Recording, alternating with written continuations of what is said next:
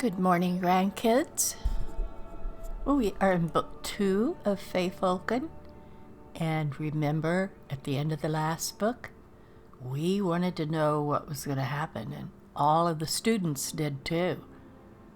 But they have to be sure to pass their alchemy test first. So let's see what happened. After the test had been given, and Vongeldak and Taksim had demonstrated their knowledge of elementary conjuration. I thought it was alchemy of spells. The great sage told them that they were free to enjoy the day. Oh, that's not what they want. They want to know what happened. The two lads, who most afternoons fidgeted through their lessons, refused to leave their seats. You told us that after the test, you'd tell us more of your tale about the scribe and his enchanted quill, said Taksim. You've already told us about the scribe, how he lived alone, and his battles with the temple secretary over the bulletin he scripted for posting, and how he suffered from the crimson plague and couldn't speak. When you left off, his messenger boy had just had his master's quill enchanted with the spirit of a Daedra named Feyfolken, added Vongeldak, to aid the great sage's memory. As it happens, said the great sage, I was thinking about a nap. However, the story does touch on some issues of the natures of spirits, and thus is related to conjuration, so I'll continue. Tharbad began using the quill to write the temple bulletin, and there was something about the slightly lopsided, almost three-dimensional quality of the letters that Tharbad liked a lot. Into the night, Tharbad put together the temple of Ariel's bulletin. For the moment he washed over the page with the Feyfolken quill, it became a work of art, an illuminated manuscript crafted of gold, both good, simple, and strong vernacular. The sermon experts read like poetry, despite being based on the archpriest's workmanlike exhortation of the most banal of the Elysian doctrines. The obituaries of two of the temple's chief benefactors were stark and powerful. Pitifully mundane deaths transitioned into world-class tragedies. Tharbad worked the magical palette until he nearly fainted from exhaustion. At 6 o'clock in the morning, a day before deadline, he handed the bulletin to Gorgos for him to carry to Elsweyr, the temple secretary.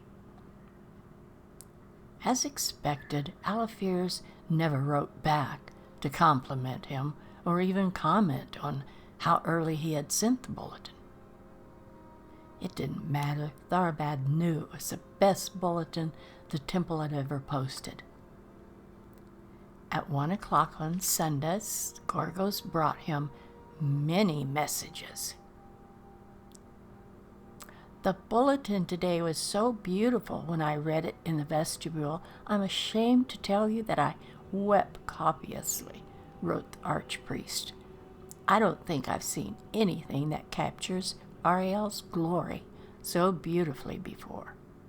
The cathedrals of First Hold pale in comparison. My friend, I prostrate myself before the greatest artist since Galileo. The archpriest was, like most men of the cloth, given to hyperbole. Still, Tharbad was happy with the compliment. More messages followed.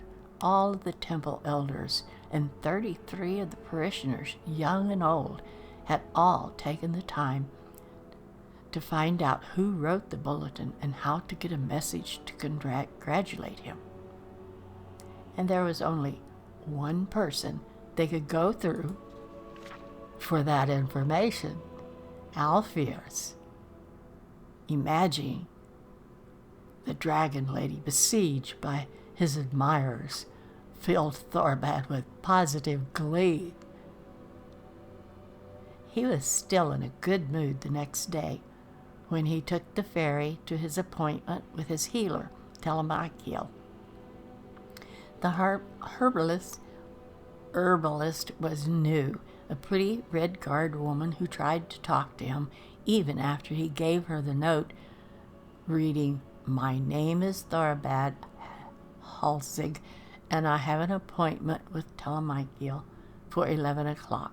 Please forgive me for not talking, but I have no voice box anymore." "Has it started raining yet?" she asked cheerfully. "The diviner said it might." Thorbad frowned and shook his head angrily. Why was it that everyone thought that mute people liked to be talked to? Did soldiers who lost their arms like to be thrown balls? It was undoubtedly not a purposefully cruel behavior, but Thorbad still suspected that some people just liked to prove that they weren't crippled also. The examination itself was routine horror. Telemachiel performed the regular invasive torture, all the while chatting and chatting and chatting. "You ought to try talking once in a while. That's the only way to see if you're getting better. If you don't feel comfortable doing it in public, you could try practicing it by yourself," said Telemachiel, knowing her patient would ignore her advice. "Try singing in the bath. You'll probably find you don't sound as bad as you think." What is wrong with this simple-minded woman? He told her he doesn't have a voice box. People. Thorbad left the examination with a promise of test results in a couple of weeks. On the ferry ride back home, Thorbad began thinking of next week's temple bulletin. What about a double border around the Lascendus offering plate part announcement?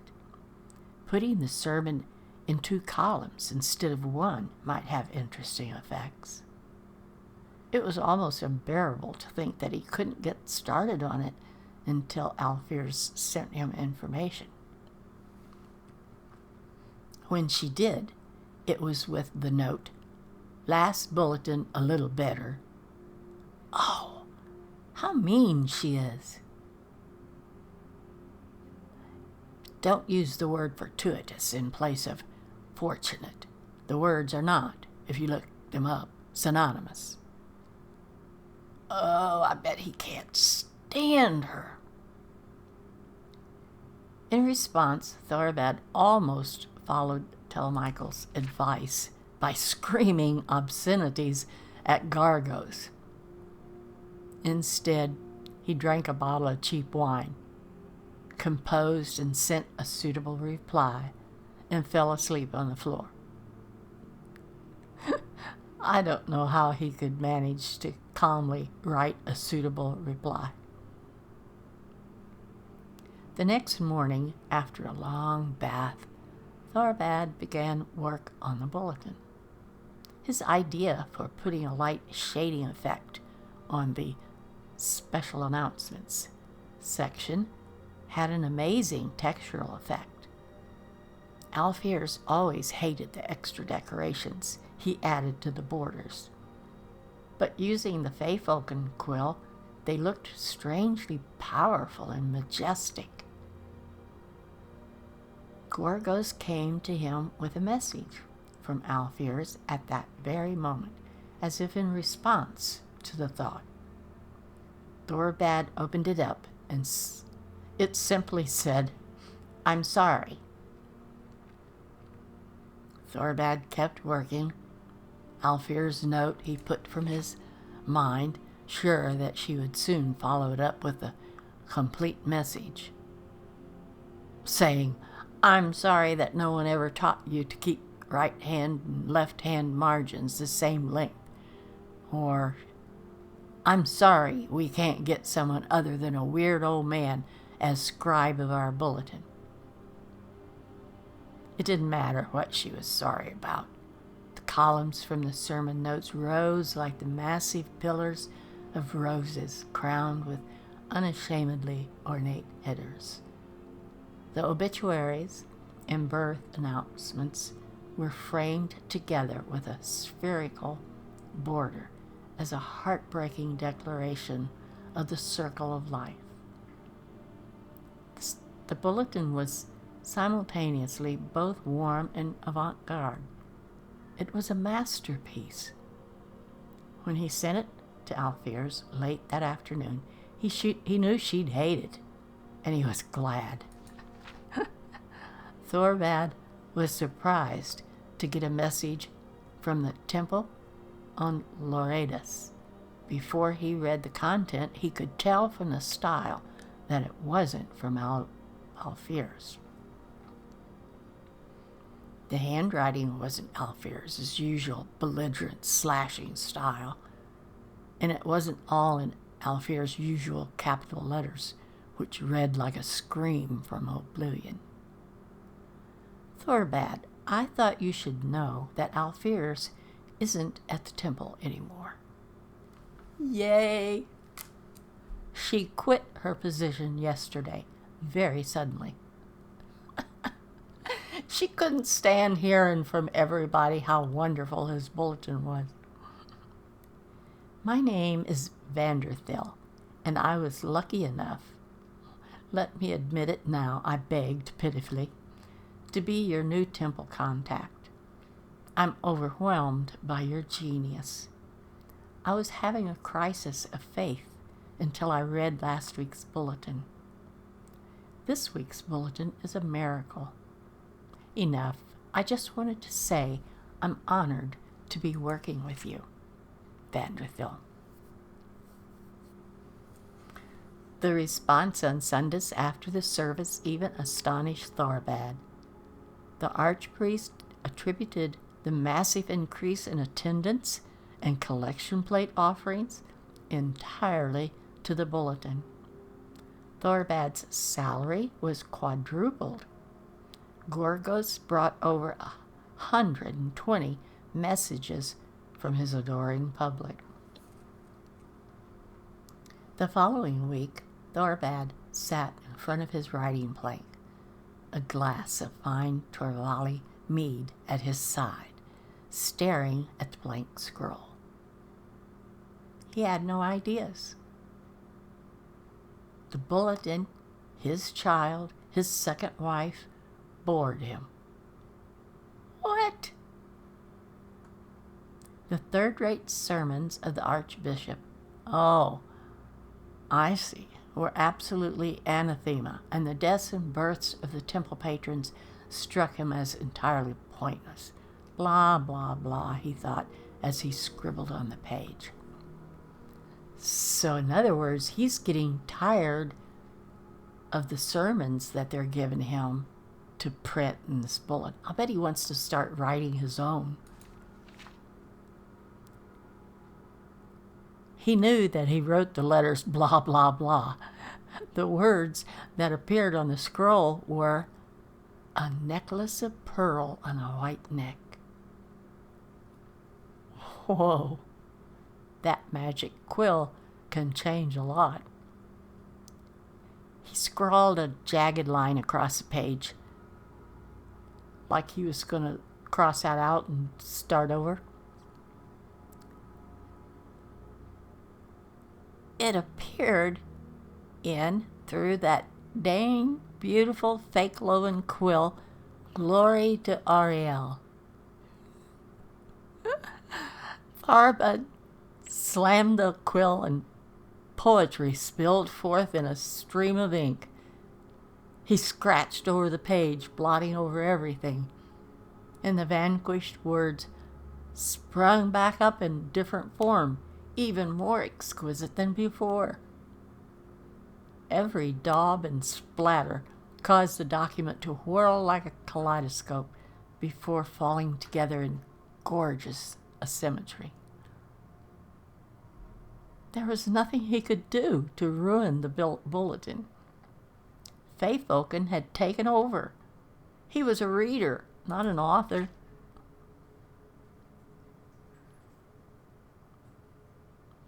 Now, asked the great sage of his students, what was Feyfolken from your knowledge of the school of conjuration? So he's asking a question. But they... What happened next? Cried Von Goldegg. First, tell me what Feyfolken was, and then I'll continue the story.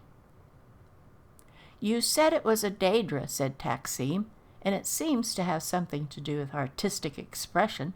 Was Feyfolken a servitor of Azura? But the scribe may have been imagining all this, said Von Goldegg. Perhaps Feyfolken is a servitor of Sheogorath, and he's gone mad. Or the quill's writing makes everyone who views it, like all the congregation at the temple of Ariel, go mad.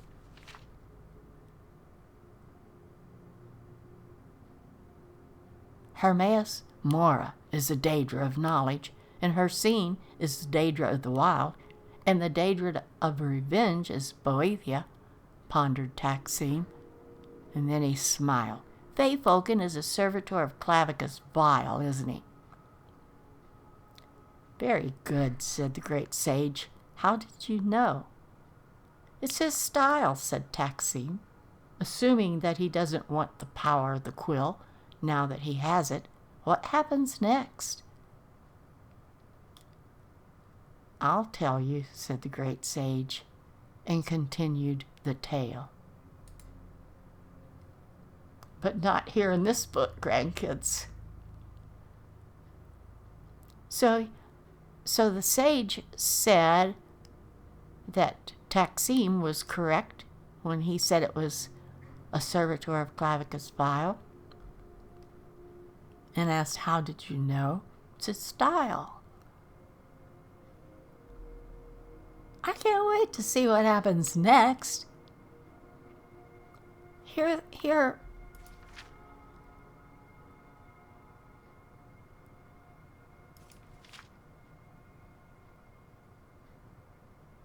Thorabad had been loving writing with his quill, loved the masterpieces he was created, and now he's quite disgusted with it.